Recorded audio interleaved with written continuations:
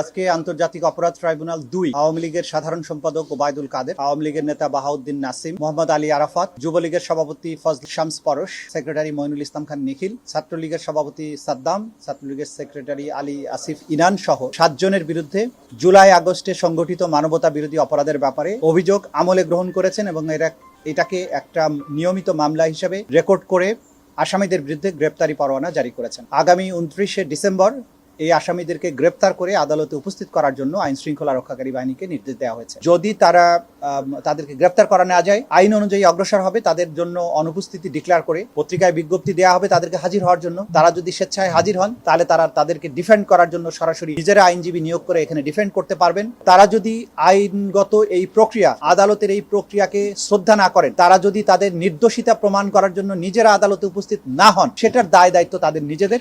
ন্যায় বিচার তাদের এই পলায়নের জন্য বসে থাকবে না। তখন বাংলাদেশের প্রচলিত আইন অনুযায়ী এই আসামিদেরকে পলাতক ঘোষণা করে তাদের পক্ষে রাষ্ট্রের পক্ষ থেকে আইনজীবী নিয়োগ করা হবে যদি তারা হাজির না হন, এবং এরপরে আইনসম্মত প্রক্রিয়ায় এই বিচারটি সামনে অগ্রসর। বাত ব্যথা, প্যারালাইসিস কিংবা আর্থ্রাইটিস, আধুনিক ফিজিওথেরাপি ও পুনর্বাসন চিকিৎসায় নির্ভরযোগ্য নাম ডিপিআরসি।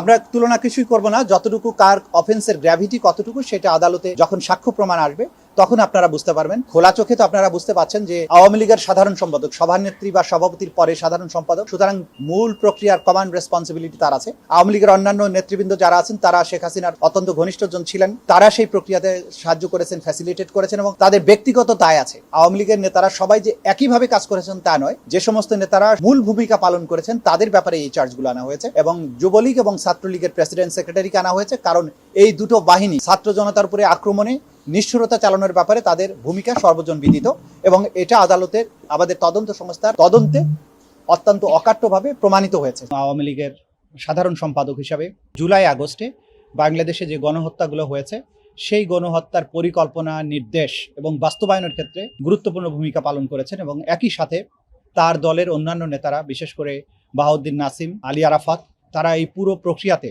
সরাসরি সম্পৃক্ত থেকে এই হত্যাকাণ্ডকে ফ্যাসিলিটেট করা, হত্যাকাণ্ড সংগঠনের পরিকল্পনা করার ব্যাপারে তাদের বিরুদ্ধে অভিযোগ আনা হয়েছে।